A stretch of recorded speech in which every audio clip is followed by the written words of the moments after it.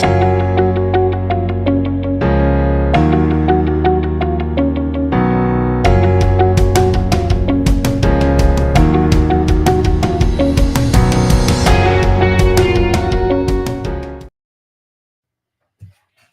everyone, it's Tim from Linessa Farms, Specialty and Heirloom Livestock. Thanks for joining us again today.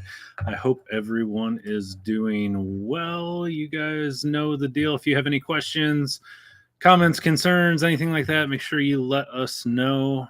If it's your first time here, just type in your questions and we will do our best to answer them. I'm not guaranteeing that we'll be able to answer every one of them, but if we don't know, we will find the answer for you. I hope everyone is doing well. We have some new stuff coming on.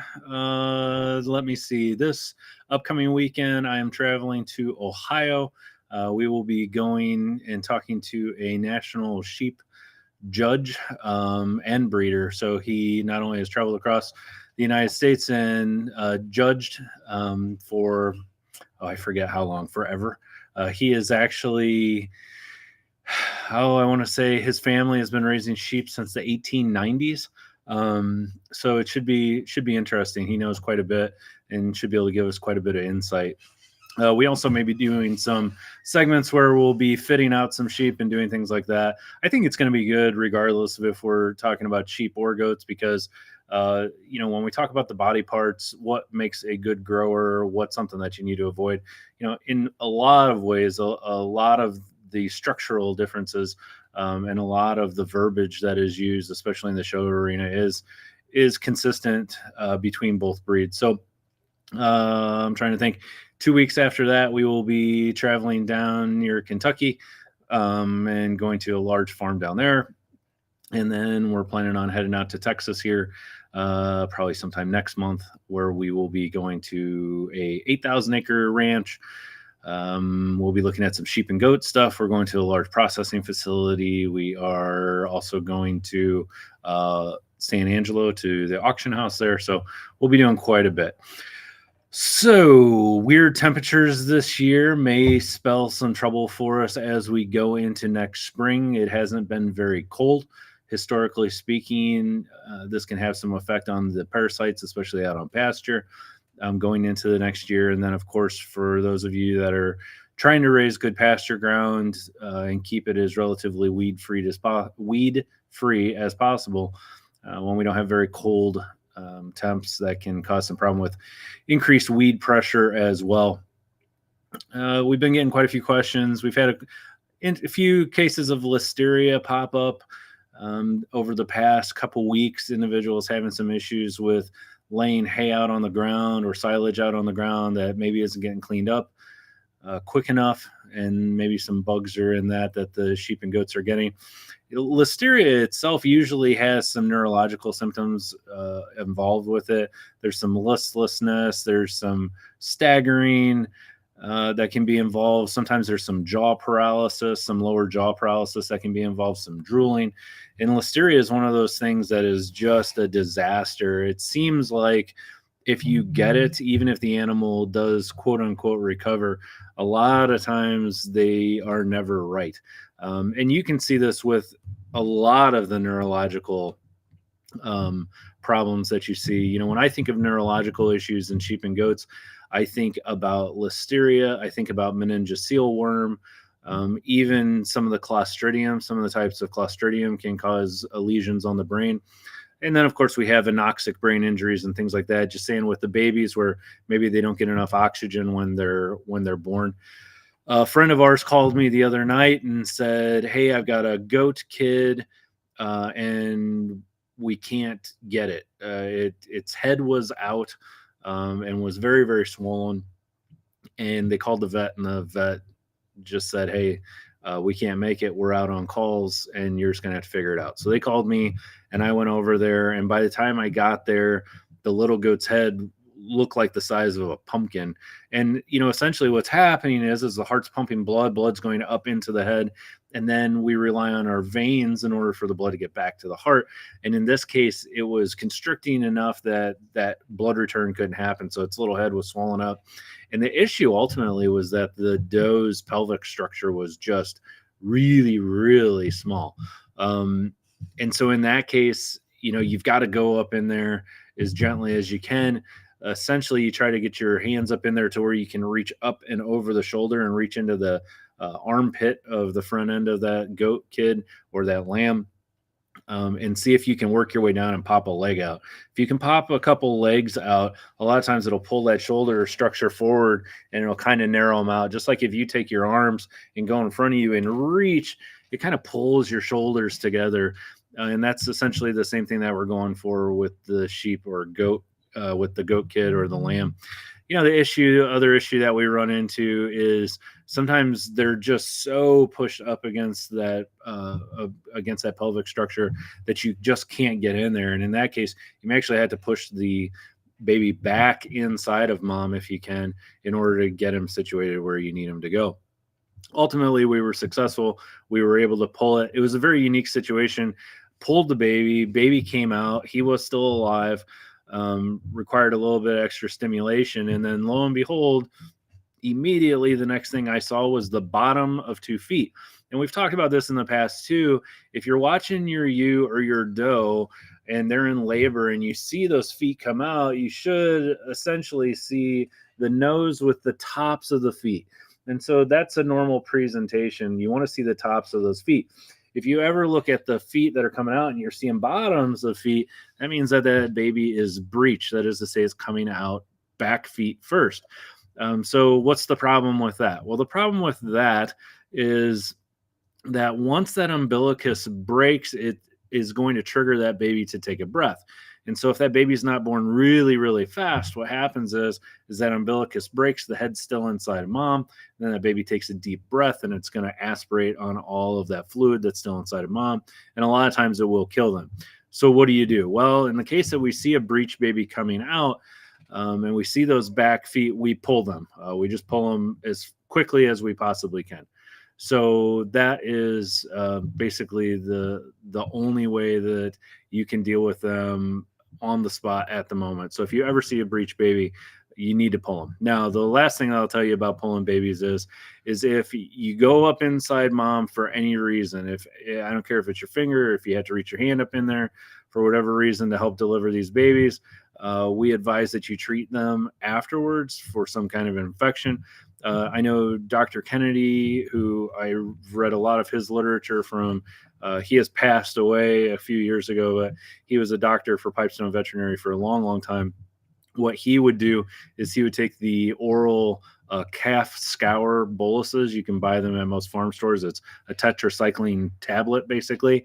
And he would place one of those tablets inside the mother after he was done, just to help to protect her from infection, because obviously, any micro abrasions that you may cause, or just the trauma of having to pull a baby, can cause some problems that, we don't want that mom to get infected. So make sure not only you do what you need to do, but you also are treating mom and helping to protect her from infection after the case. So I see everyone saying hello. Some of you I know, some of you I don't. So for those of you that are returning, welcome. For those of you that are new, welcome. It is nice to have you here. And again, if you have any questions, let me know. So we have 3 Saanen goats. One is bred, and hopefully the other 2s will breed in a month. That is awesome.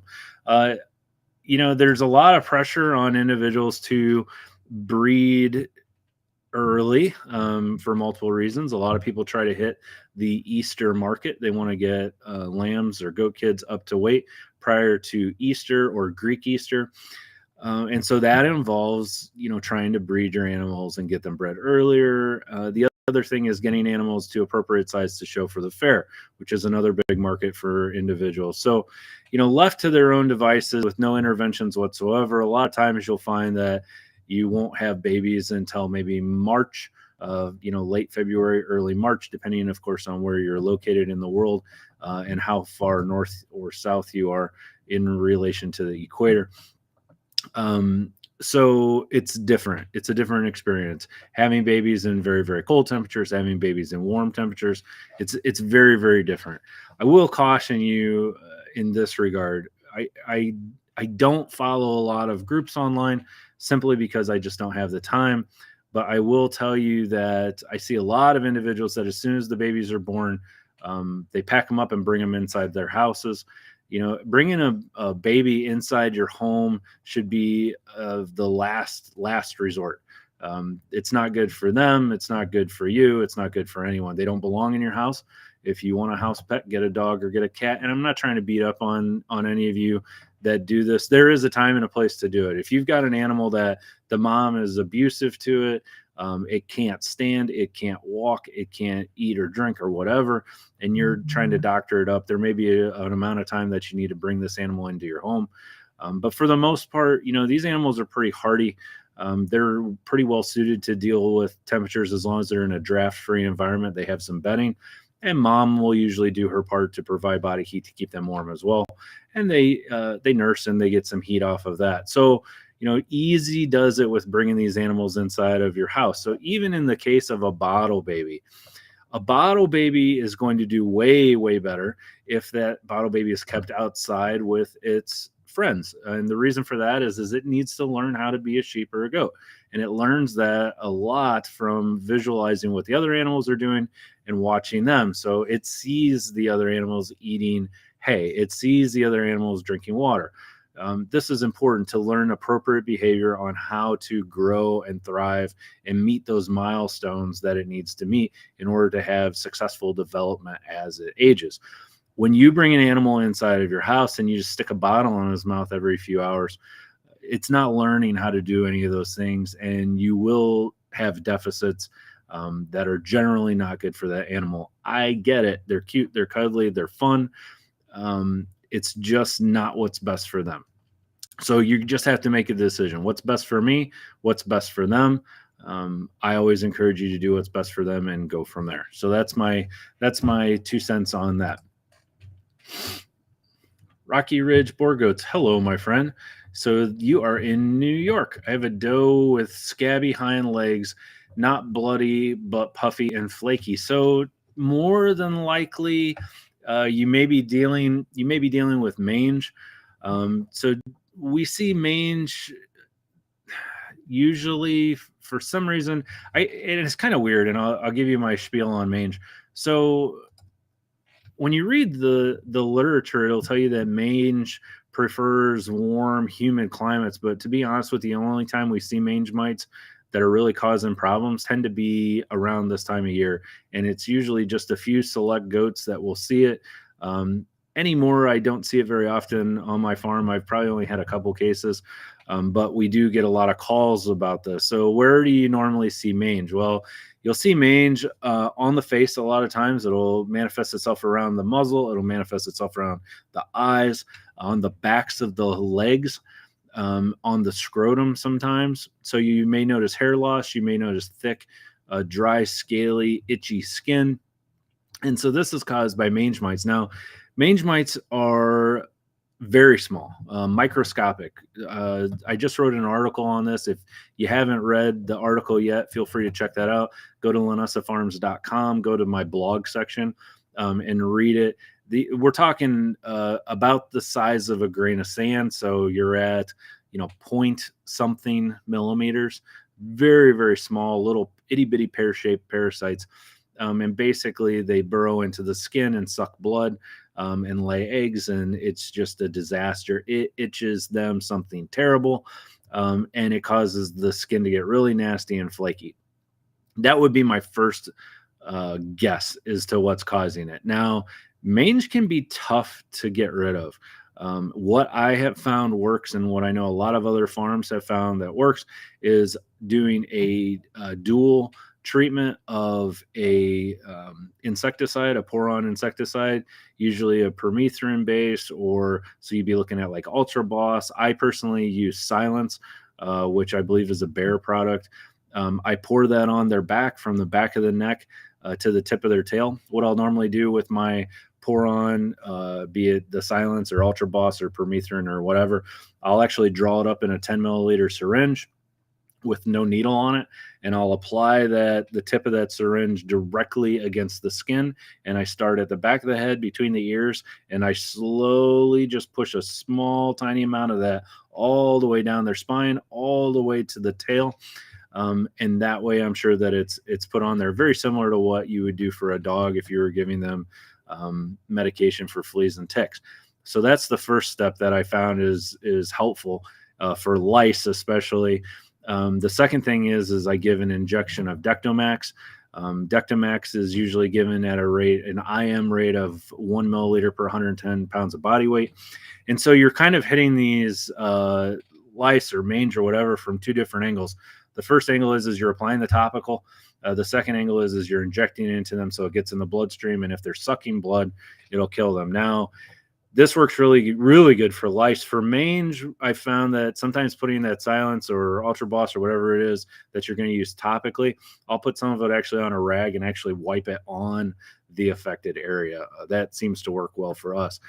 We will actually repeat the IM dose of Dectomax 7 days later. So you would get a topical treatment with the injection followed up by another injection 7 days later. Now, I have mentioned this before, but I will mention it again. I am not a veterinarian. So it is always important anytime you're diagnosing an illness in your animal, or if you're getting ready to give any kind of a medication regimen, I highly, highly encourage you to reach out to your veterinarian and make sure that they are in the loop in monitoring what you're doing in case you have any problems.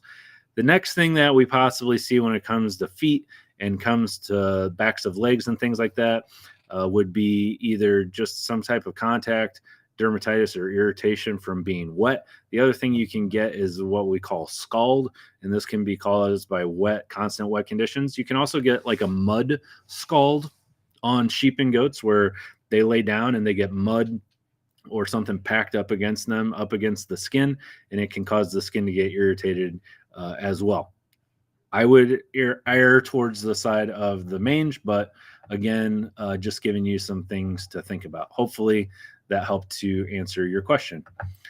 All right. So Elizabeth, so the Silence is spelled Cylence, and then the other one would be Dectomax. And both of those are able to be purchased online currently. Who knows what the future may hold, but you can purchase those. I don't see either one of those at Tractor Supply, but you can get them. Valley Vet is usually really good, a good place to pick up some meds, so something for you to check out there. TJ, hello, my friend. Hope you're doing well. All right, Lee. Hi, Lee. Lee and I have been speaking. Can one give too much high octane? So Lee is referring to our high octane feed supplement. So our high octane feed supplement is a super high fat supplement that we use. We add it to feed. We add it. It also has vitamin E, A, D. Has vitamin C. So the way we sell it, it comes in a 16-ounce bottle, and it's meant to be mixed in with about 50 pounds of feed. Now, you can use more than that. We oral drench it with our newborns. If they're a little slow and need a little bit of extra energy, we'll drench them with 5 milliliters of it. Most of your potions and elixirs that you're going to find in the big box stores that are like Hunter Nutrition makes a product called Survive. You get things called like Power Punch and Super Beast and high octane feed supplement and all that. Most of these are either a high fat, that is to say that they're a soybean oil based product, because it's just fat is very calorific. So I don't want to get too much off the beaten path as far as calories are concerned, but not all food stuff are created equally when it comes to the amount of calories that they have. So when we compare gram to gram or weight to weight of carbohydrates and protein, those have the same amount of calories in them per weight. Then the next most calorific, meaning the next thing that has the most calories, is fat, and then the most is alcohol. So you have alcohol, fats, carbs, and proteins. So anyways, so the high fat is the reason that they're doing that. It's giving that animal a lot of quick energy that it should be able to utilize, and its body can utilize rather quickly. The other base that you'll see will be a propylene glycol. Propylene glycol is a quick energy source as well, and that is really complicated to explain, but it is a very quick energy base to use that'll actually keep an animal from burning fat for energy. And that's why we give the propylene glycol in the instances where we have ewes or does that are going through lambing sickness or ketosis, things like that. So, good question. Can you give too much? I probably wouldn't give my kids or my lambs more than 10 mLs in a total day. I don't think they need it. I don't think they're going to utilize much of it, and it's probably going to upset their stomach. As far as the adults are concerned, I wouldn't feed it to them straight. They could tolerate quite a bit of it. The problem you're going to run into if you give too much fat, essentially, is you're going to cause them to scour, which is just farmer talk for diarrhea. So just something for you to consider. So Lee actually just sent you some stuff today. So we actually have some new stuff. Speaking of Lee, because I just sent Lee some free samples of some things, we actually have some new stuff that's coming on board that we will be selling. And I do want to talk about that really, really quick because if I don't, I'll forget. So I want to talk to you about feed additives. We are getting ready to start selling an additive. I had a company make for us a green apple flavored feed additive to help newborns or animals that are just getting on creep, to help them get going a little bit more. Or maybe if you have a sick animal that needs to get back on feed and they're kind of need a little bit of coaxing. We had a company that made this, and it is really strong. It is like 1/10 of a pound will treat 50 pounds of feed. Like 1 pound of this stuff will go into a ton. 1 to 2 pounds of this can go into a ton of feed. And so I was talking to Aaron Jennings about this the other day, and I said, and we both agreed that that's not necessarily a good thing. So when it comes to enticing your animal to eat, it is important to entice your animal to eat if they need to, but we don't want to artificially get our animal eating more than they should. You can actually hurt an animal by feeding it too much. And so getting an animal started, helping an animal that's sick, maybe if you're pushing show lambs or show goats or something like that, that is appropriate. But as my friends, I'm telling you guys, you will see this coming out soon. You will see me talking about it soon, saying, hey, we've got this feed additive. It's super inexpensive and it's going to help you out a lot. It will. And it is, it's a good product and it's inexpensive. But just keep in mind, happy medium with everything, right? It's like food is good for them, but we don't want to get them to eat too much because that can cause a problem. All right. Thank you, Lee, for the good question that led down that primrose path. So you love farming. Hello. Nice to hear from you. So you're in British Columbia, Canada. Yeah, good point. We have lamb at -22. And as long as they get up and drink right away and they're out of the wind, all you need to do is help them dry them off. And that's right. And wow, you want to talk about messing up. You're going to mess up the baby. You're going to mess up the mom. It's just not good. And I know you guys know my thoughts on this. About making bottle babies. Like, there's a time and a place to make a bottle baby. Don't do it if you don't have to. It's not good for the baby. It's not good for mom. And so just something to keep in mind. They are super resilient. It is amazing how well they maintain their body temperature. So, and it's nerve-wracking. I get it. You're like, hey, I want to be good. I want to do good by this animal. And so I want to make sure that I'm taking care of it appropriately and I'm being responsible. So, I want to keep it warm and keep a good eye on it. And so I understand that. Which brings up some other questions that we'll talk about here, hopefully pretty soon. I have things that I want to talk about, but I also want to answer your questions. And so there's that fine line always of, at what point do I interject that has nothing to do with what we're talking about? And I try to refrain from doing that, but these are all useful questions. And, if you have questions, ask. I think sometimes people are afraid to ask questions, and I understand, especially I see some of the forums that are out there, and I see some of the hateful and just goofy responses that people give. So I understand, but if you have questions, ask, because chances are other people might have the same question. So can I use the same needle for CDT for all my goats, or do I have to use one needle per goat? Okay, so great question. And I'm going to give you the correct answer, and then I'm going to tell you what I do, and then I'm going to tell you what some other people do, and I'm going to give you a tip. So the correct answer is you would use a different needle for each animal. That's not reality. That's not what I do. Now, you have to watch, because the needle will become dull. Getting through wool, going through hair, things like that, you get a limited number of sticks. I would say you could maybe get 5 good sticks out of a needle. But again, every time you stick an animal and you pull that needle out, you're setting that animal up for infection, right? So it's almost no one uses a new needle for each shot. The best correct answer from the perspective of what's best practice is a new needle. Nobody does it. So the other thing that you have to consider with CDT or any multi-use vial is that you don't want to be taking a dirty needle out of an animal and sticking it back into the bottle. Now, some medications are what's called bacteriostatic. That means they have drugs in there that won't necessarily kill a bacteria, but they'll keep it from growing and spreading.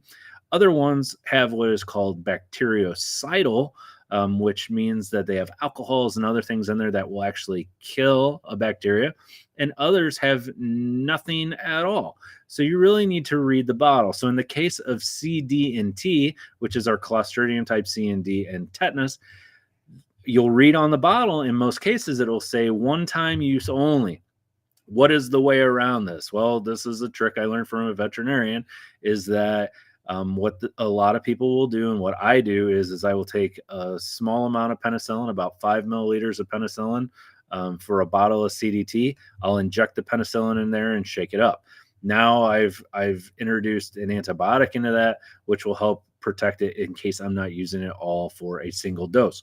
So that's my right answer, wrong answer, and my tip. Now, you want to be as responsible as you possibly can. Obviously, you want to protect that needle, and you want to keep that needle clean as you can. And you want to do what's best for the animal. So that's my answer. Take it as you will. I would say I use a needle.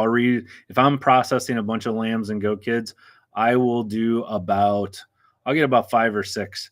And when I can feel that the needle is becoming dull, I won't do it anymore. I don't restick a bottle with a dirty needle. And if the needle touches anything other than the animal, then it gets replaced.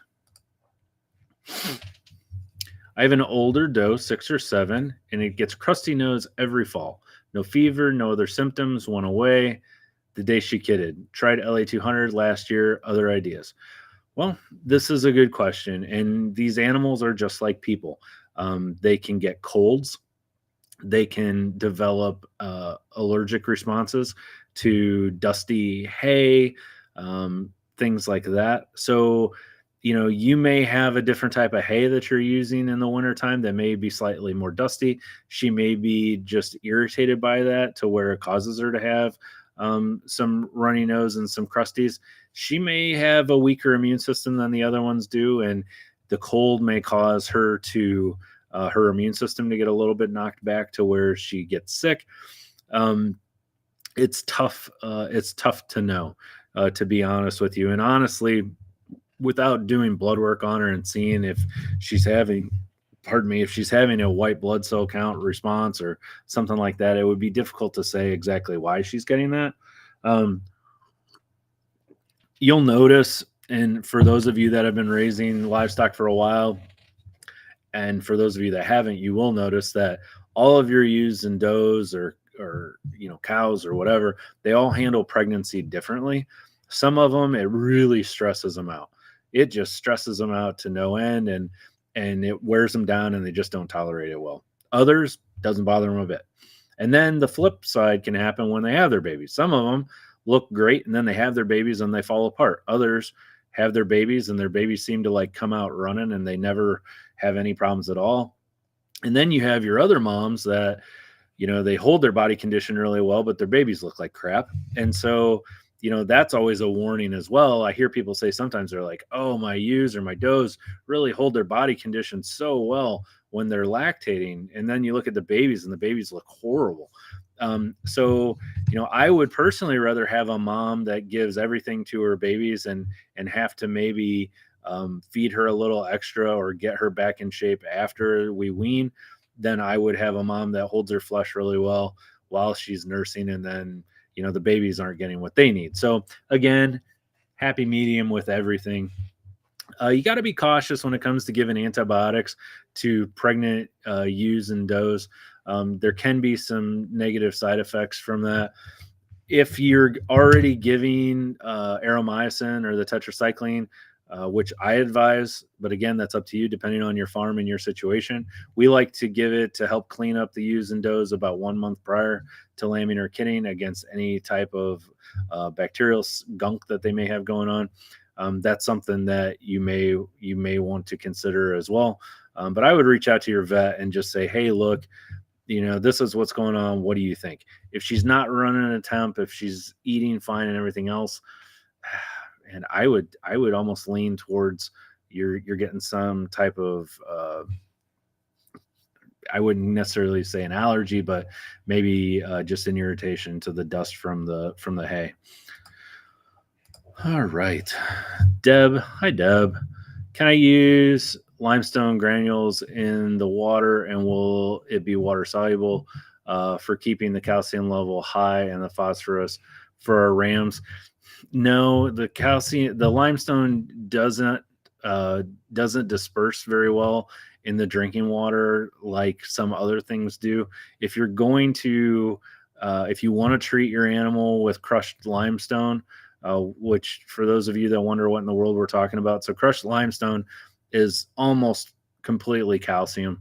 And so back in the day for a long time, and some producers still do this, including myself, when needed, we'll add crushed limestone into feed. And that's to help boost the calcium. We always want to keep our calcium phosphorus ratio in balance in order to help protect our rams, especially from developing urinary calculi. Urinary calculi comes from a calcium phosphorus imbalance. You'll read different scientific literature that will say you need to maintain a calcium to phosphorus ratio of at least 1.5 times calcium to 1 part phosphorus. I say most will say 2 to 2.5 times calcium to phosphorus, which I think is better. If you're looking for something to add to your water that will help with the urinary calculi prevention as an added step, let's say you're not feeding grain, you don't want to feed grain, whatever, you can start giving them some ammonium chloride in their water. And that is a good way to help them out as well. So ammonium chloride in their water, or you can find another way to give them the ammonium chloride, which would be through maybe an oral drench or something like that. You're not going to get much of the limestone going out and leaching out into the water. So that would be my best. If you want to do a water treatment, my best advice would be to consider and to read up more on the ammonium chloride. Thanks, mange is something I had not considered. Should I be concerned about it spreading to the other does? 30 does in the group and another 30 in the same barn. Yeah, so mange, and again, check out the article I wrote, but mange it doesn't live off the host very long, but it can live in bedding for a few days. It can live on other objects for a few days. Mostly it comes in direct contact. It seems like you'll get 1 or 2 animals that may be a little bit more prone to it, and others it won't bother them at all. So if you see it in one, I do want you to keep your eyes peeled for it in others. That is a great question. Now, the other question I get is, can it transmit between sheep and goats, and can I get it? And the answer to that is no. So they are breed specific. And again, in the article, I don't want to push too much for the article, but it is in the article. So check that out. The mange that sheep gets is not the same as the mange that goats get. And no, it's not something that you have to worry about that's contagious to you. Now, ringworm, on the other hand, is most definitely something that you guys can get. And you see that more in cattle this time of year. But yeah, ringworm is something that you want to be cautious of. To be honest with you, until I learn what it is that I'm dealing with, I just treat it as if it's something that I can catch. And I like to err on the side of caution. So good question. Thank you for that. Farmer Grampy, I like the name. What can we learn from the consistency of our sheep manure? What is the perfect type of manure? So you can learn a lot from different types of manure because essentially, well, let's talk about digestion and the way digestion happens without getting out into the deep weeds of poop. Essentially, water absorption takes place in the large intestine. So once the food stuff goes into the small intestine's job, for the most part, is to absorb nutrients. That's where a lot of the stuff is taken up into the body. The small intestines have these little hair-like fibers inside of them that you may hear referred to as cilia. And these little hair-like structures that are kind of coming off the inside wall of these intestines is to help increase surface area. So the more surface area there is, the more chance that's there for this stuff to get absorbed. So we're talking about vitamins, nutrients, fill in the blank, amino acids. All of these things are taken up in through the small intestines.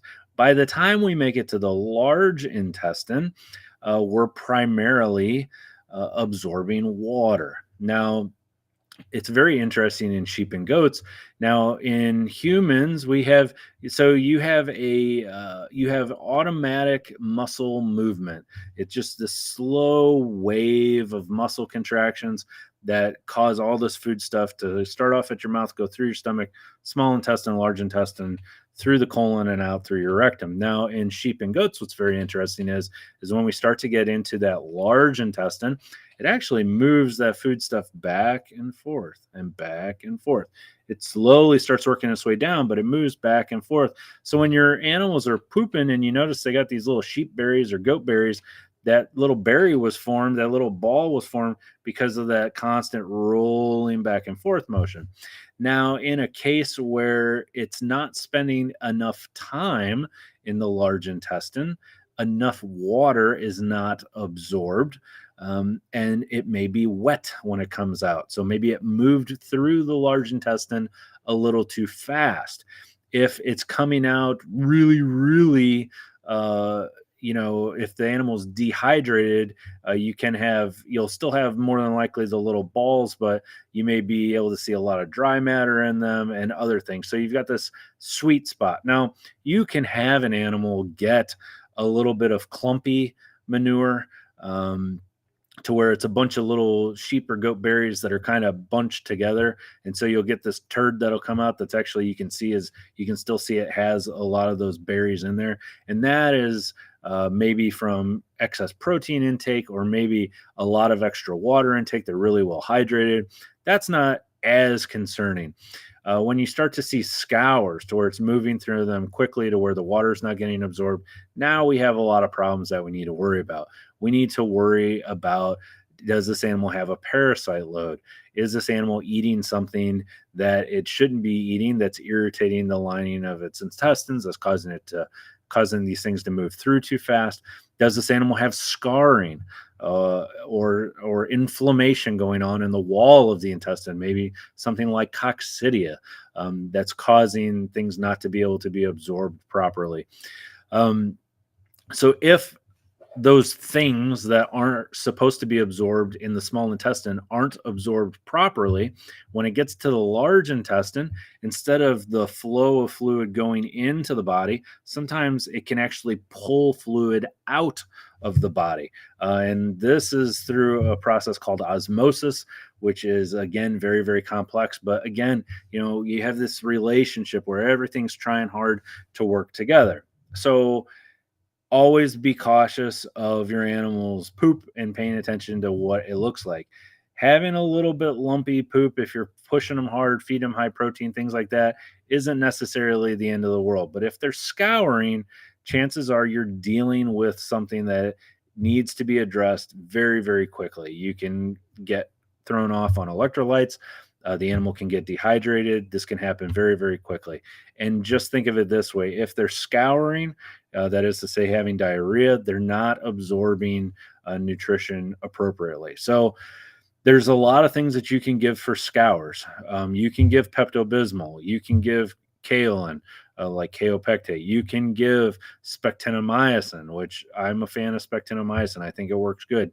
What we don't ever want to give is we don't want to give anything that's what we call an anticholinergic drug. An anticholinergic drug is a drug that actually slows or stops that movement of material through the body. So this would be drugs like ammonium. So ammonium can kill an animal, especially if you have an animal that has something like E. coli, and then you give them something to stop them from being able to expel that. So we could go on and on about it, but hopefully that kind of gives you a good idea of what to look for.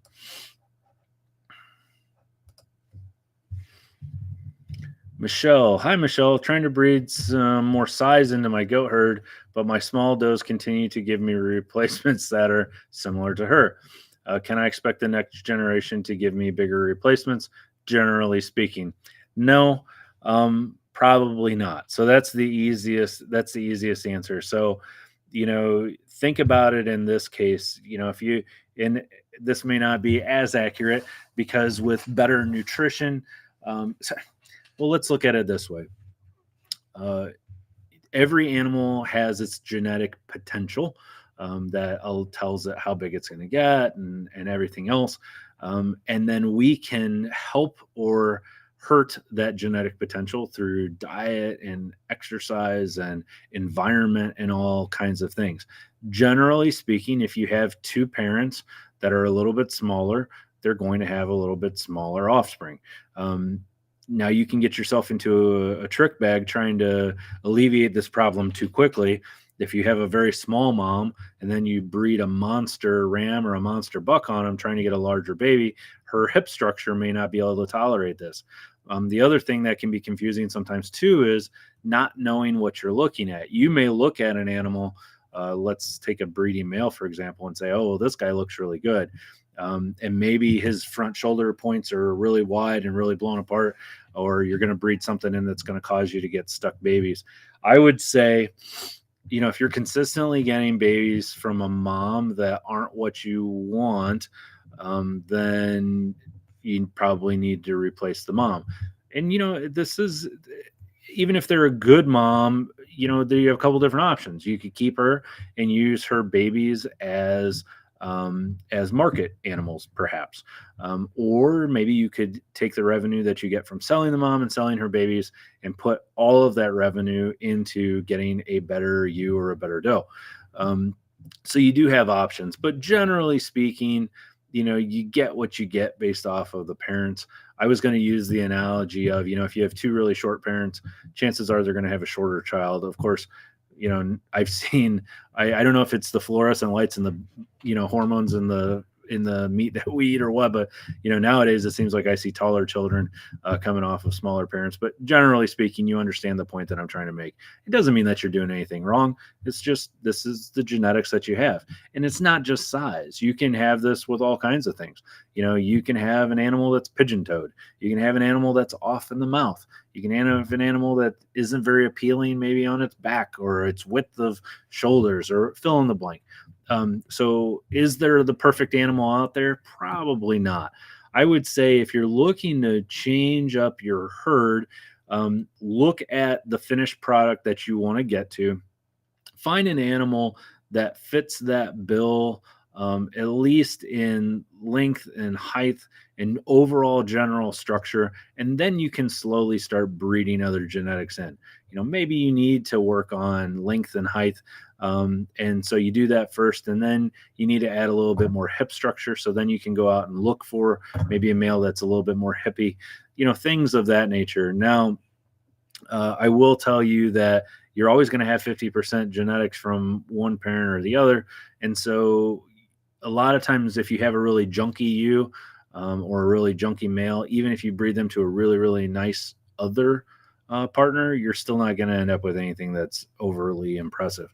But there are exceptions to all of these rules. Of course, there is no cut and dry, but hopefully that gives you a few things to think of and just kind of take it from there.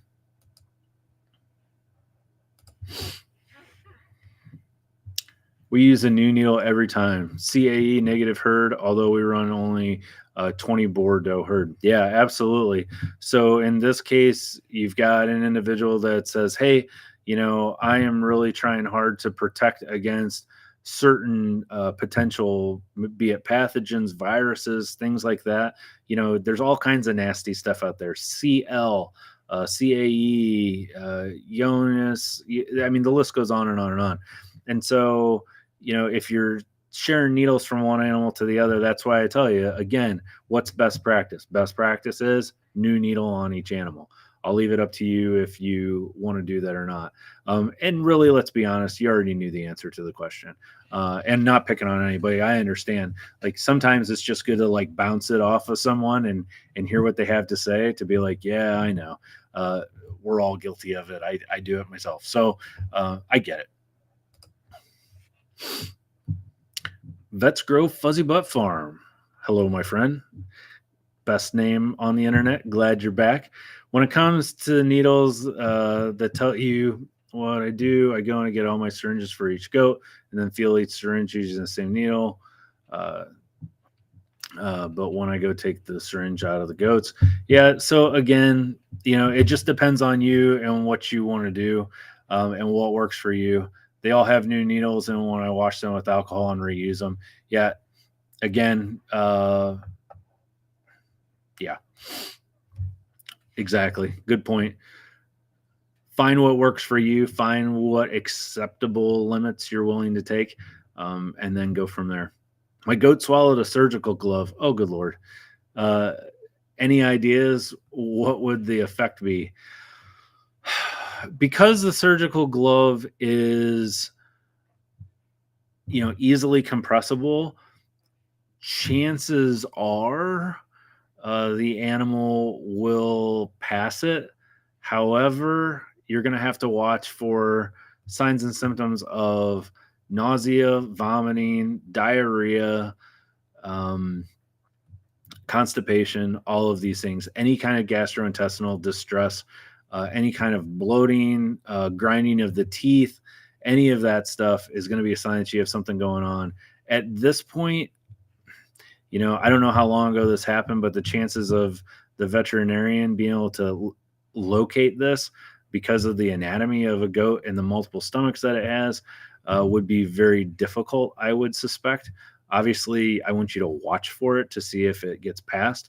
But yeah, great point, Gerald, with paying attention to the goats. Goats will eat anything. It's a kind of a joke that we all make about goats, but really, you have to watch. You just have to watch them like the criminals that they are, because I have been out. Out with my driver, like impact driver and screws, and I look over and the goat is eating the screws. So, you have to be careful. And God help you if you're working with a ladder and you choose to leave the ladder up and walk away from it, because then the goats will climb the ladder. So all of this is stuff you should keep in mind. Do not trust a goat ever. Do so at your own peril. Do you wean as a group or case by case basis when they reach the correct age? Cheryl, this is a fantastic question, and I'm glad you brought it up because I wanted to talk about this. Hooray! Cheryl gets the Attaboy award for tonight. So congratulations, Cheryl. I appreciate it. Weaning and birthing and those little gremlins that you know of as lambs and goat kids, right? You've seen it, you know it, you love it, you see them running around. You get a couple delinquents in every group, right? And what do? They run around and you can watch them trying to steal milk off all the other moms. And it's like irritating. You're watching them, you got like a new mom with new babies, and the new babies are a little slow, and mom thinks the new babies are actually nursing, and then here comes this big delinquent lamb behind her and starts nursing behind her. You've all seen it, and you're just like, oh. So here's the deal, and here's why we try to birth in groups, and here's why we try to wean in groups.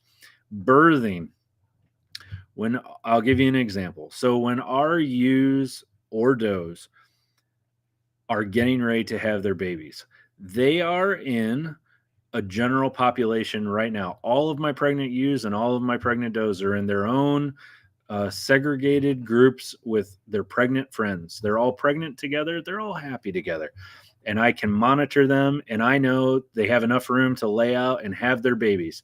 And as soon as they lay out and they have their babies, I take mom and the baby and I take them to their lambing or kidding jug. They go in there for at least 24 hours where they get to hang out. Mom gets to rest and relax, get some electrolytes, eat some food. Baby gets used to mom. And then from there, they go to a new general population. And that general population is made up of moms with babies on them. Why in the world would I do this? Well, I will tell you why, my friends.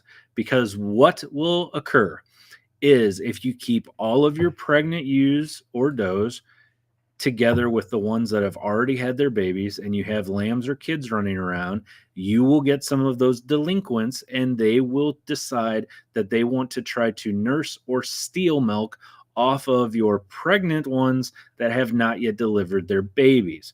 You will end up with chapped, sore, cracked nipples. You will end up with mothers that are constantly stressed out by being harassed by these youngsters. And in worst case scenario, the milk will come in early, and you will have these babies that will actually end up stealing colostrum off of that mom before she has the chance to deliver her babies. The same thing will occur if you try to wean them onesie twosies. If you try to, what's going to happen? So let's imagine I have all my moms in general population, and now I decide this mom needs to wean off of her babies, so I'm going to move the mom.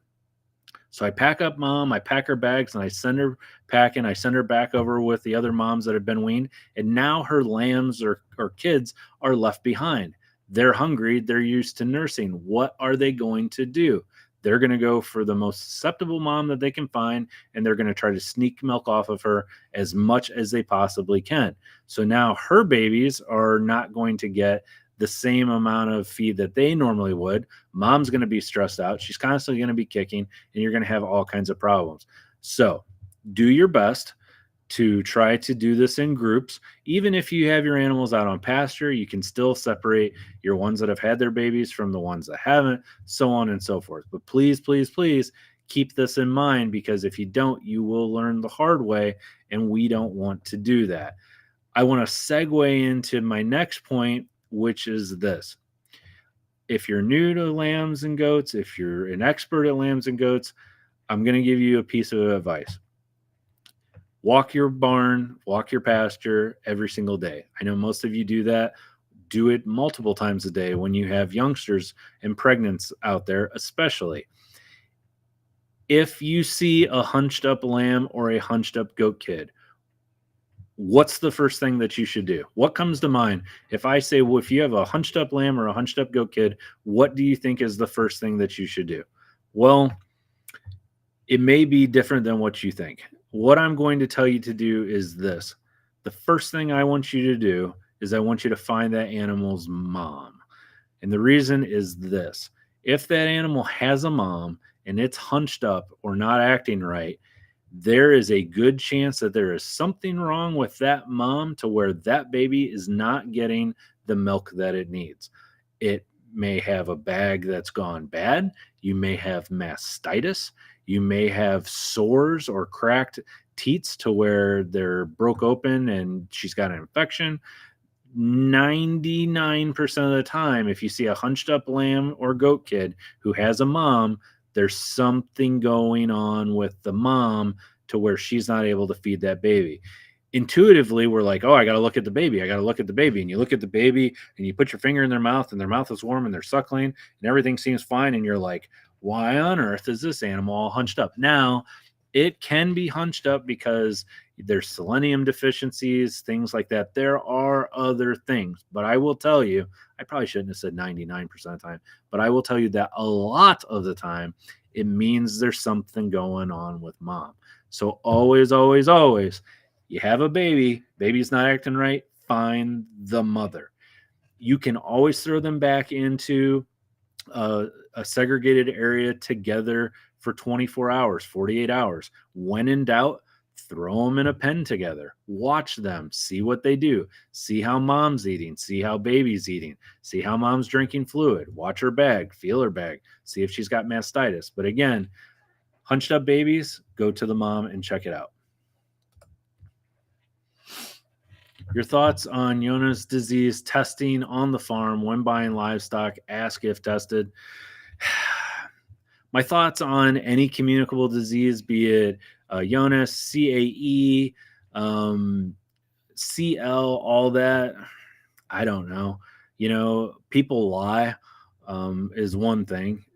Most people don't, but some people do. The testing doesn't mean a whole lot to me because they could have gotten it since they tested. You'll buy livestock from individuals that'll say, oh, I've never had any problem with them. And then they do.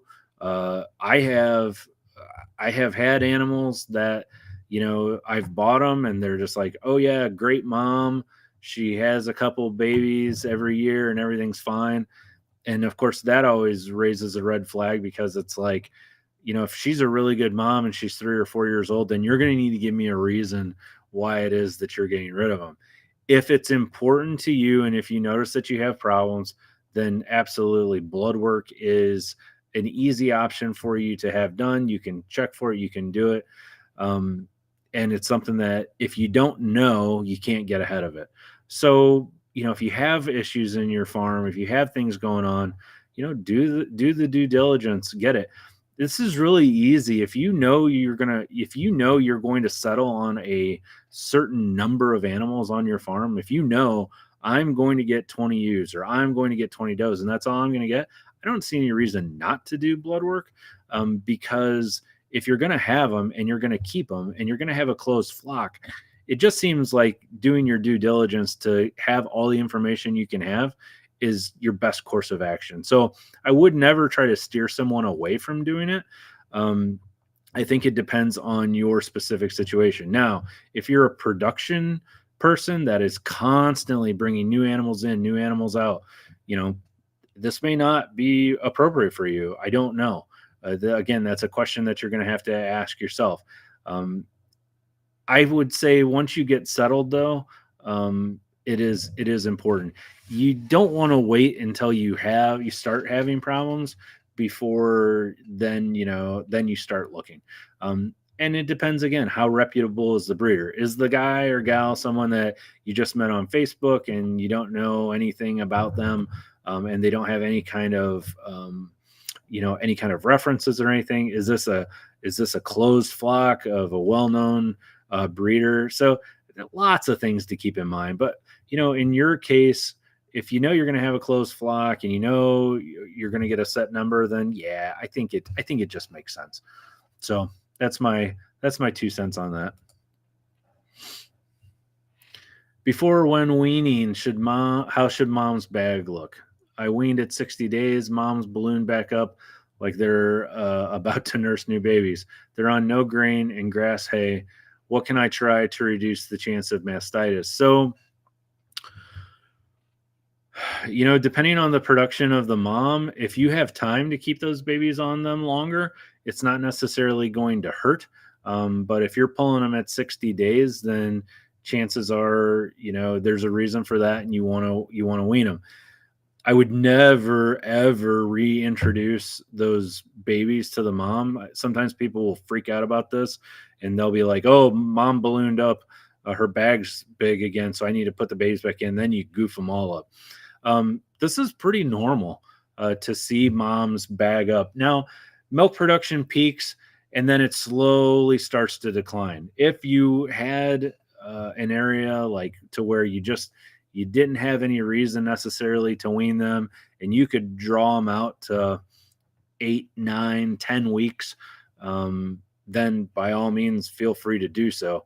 Weaning a bottle baby versus weaning, a baby that's on a mom, completely different thing. Now, the whole, oh, the moms will wean them themselves. Good luck. That may work in some cases, but generally speaking, it doesn't. And it's a great way to ruin bags and have all kinds of other problems. So, not to be snarky about that, but I hear that from people. They're like, I just let them wean themselves. And I'm like, all right. Um, you know, Sometimes it works. So in your case, going forward, you could reevaluate and say, well, maybe next year I'll let them go to, you know, maybe another week longer. Maybe you can start to slowly decrease overall nutrition for a couple weeks going into weaning. you know, Animals need roughage in order to get their rumen to function, but they don't necessarily need hay. So you can feed straw to a sheep or a goat. I know some of you are probably thinking, "Oh Lord, are you kidding me?" Like, no, you can feed like really poor quality hay. I'm not talking about moldy hay. I'm talking about poor nutrition, like it just doesn't have a lot in it. You can feed straw. Um, I'm torn between the water. Some of the old timers and some people still now will withhold water from their ewes and does when they're weaning them. I'm not a huge fan of that. I think that can cause some problems. Um, if you had to do a medical intervention, a lot of times what individuals will do, if the bag is getting worrisome to the point where we're worrying about mastitis, then you would be looking at dexamethasone and some kind of antibiotic, most likely penicillin, and that'll dry them out fairly quickly. So I would say, in a perfect scenario, reevaluate the way that you're drying them out. Consider starting a couple weeks prior, really bringing down the quality of their overall nutrition that they're getting. And then when you do wean them, maybe for the next week, really, you know, concentrate on not giving them anything that's going to entice them to do milk production. Like, giving them anything good to eat, anything that's going to trigger that. And then maybe elongate that amount of time that the babies are on them and see if that works for you as well. But that would be my advice for you. Everyone listening to this, great info, hit the like button. Yeah, thanks. I really appreciate that. Yeah, the like button, surprisingly, it does help. So YouTube likes to decide if you guys like this, if it should show it to other people. So the like button does help, and I do appreciate it. But if you don't like it, then it's a free country. You don't have to hit the like button if you don't want to. I have Ramanov crosses. Very cool. And the ram lambs try to breed moms at 60 days and run their condition off. Yeah, and so the breeding also, and you'll notice this in lambs and goat kids. So the getting up on another one, getting into that typical breeding position, straddling one. A lot of times, this is also just a sign of trying to establish the pecking order and signs of aggression. You may even notice this in your lambs or goat kids at a very, very young age. And it's kind of their way of determining like who's in charge, who's not, what's the pecking order. Sheep, I notice this a lot in. Goats, I don't notice it as much in, but that's that. So if you guys have any other questions, go ahead and ask. If not, we're going to start to wrap it up here pretty quick. If you haven't checked out, I started writing articles. Some of you are more visual learners. Some of you like to have stuff to read. Some of you like to tell your friends and be like, hey, I listened to this crazy guy on the internet and you should check him out. Maybe it's easier for you to send them a copy of a blog or something. I know some of you like to build books or little packets of information. Some of you like to, talk to your veterinarians.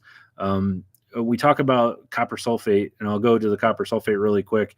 We talk about copper sulfate, and we talk about copper sulfate worming, and that just scares the hell out of people. And I get it. I was raised my entire life to where, copper sulfate killed sheep, right? So I get it. And so when people start hearing about copper sulfate worming, they're like, oh my goodness, I can't do that. And so I've had people, that's why I always try to give you guys as good of information as I can. So I've had individuals that are like, I talked to my vet, and my vet says that you're insane and you're going to kill my animals. And I'm like, hey, I get it. And so then I'll say, take this article, take this University of Kentucky study, or take whatever, and present it to your veterinarian and just hand it to them and be like, hey, look, I have this, if you get a chance, please read it over and let me know what you think. Like, most individuals that are academics or are really interested in doing what's best for their farm or for their animals are open to information.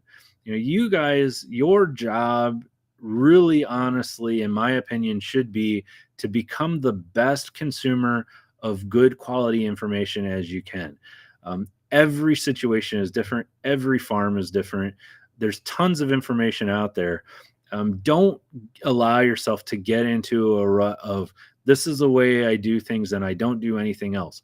Don't allow yourself to get in the rut of, this is the person that I follow their advice and I don't follow anybody else's. I think there's lots and lots of good advice out there, lots and lots of good veterinarians, lots and lots of good information. And you have to learn to be good consumers of information. You don't have to understand how everything works. You can if you want to, but you have to have a little bit of faith, right? So if your veterinarian says, you need to give antibiotics, you can find someone online that will tell you not to. You can find just about anyone. You can Google any question you want, and if you ask it the right way, you will be told what you want to hear.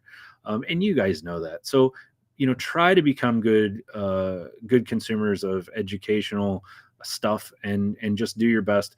Take what works for you. Try stuff. If it works, great. If it doesn't, that's okay too. But I started writing the blogs. You can see that at linessafarms.com. You just click on the blogs and read about that. I'm trying to post at least one a week. If there's something that you would like me to write about, that you have questions about, or you would like to have an article that maybe goes a little bit more in depth, feel free to send me an email. Just send us an email at customerservice@linessafarms.com, and I will do my best to get back with you. Again, we have some pretty cool new things coming up that'll be coming up on the store soon. We already offer Dectomax, we already offer Decox, and I believe we offer Bovatec. I'm trying to think, but basically here within the next few days, we'll be offering the big three. So we will be offering Rumensin, we will be offering Bovatec, and we will be offering Decox. We also have ammonium chloride, and some of those other brewer's yeast. We have some of the harder to find things, copper sulfate. So by all means, check it out. If you have any questions, let me know. I still do have the goat that has ORF. So far, it doesn't look like it's spreading, but you know how that goes. Yeah, absolutely. So ORF is one of those things that it's like, your other animals may be immune to it already, and they may not catch it. So the longer you have your herd and the older they are, the higher the chances that they've been exposed to it, and you might get lucky. Watch the teat structure on your moms, especially if your babies have ORF, because you don't want them passing that on to moms. And again, watch for hunched up babies, especially if you got ORF going on, which is sore mouth for those of you that aren't following. If you've got that going on and then you see hunched up babies, start checking that teat structure, because you may have some issues. So yeah, ORF is sore mouth, and you can check that out. It's a viral issue that any animal can get, and it causes some pustules and kind of nastiness, sores that are around the mouth of the animal, and they can transmit that to mom's teat structure. And it is a disease that humans can get. You can end up with little sores on your hands. So be cautious and check that out. All right, my friends. Well, it was a pleasure to see all of you. Every week we get more people. That's awesome. I really do appreciate each and every one of you. I appreciate the questions. I appreciate you watching. And I hope you guys all have a very, very good week. Again, check out the channel this weekend. I am driving to Ohio and I am pretty excited. I think we're going to have a really, really good interview. And if there's anyone you would like me to interview, anyone you can think of, maybe it's you. You never know. Let me know, and I'll be more than happy to talk with you and figure something out. All right, my friends. Well, you know how it goes. I'm Tim from Linessa Farms, Specialty and Heirloom Livestock. Thanks for joining me again today, and I look forward to seeing each and every one of you again next time.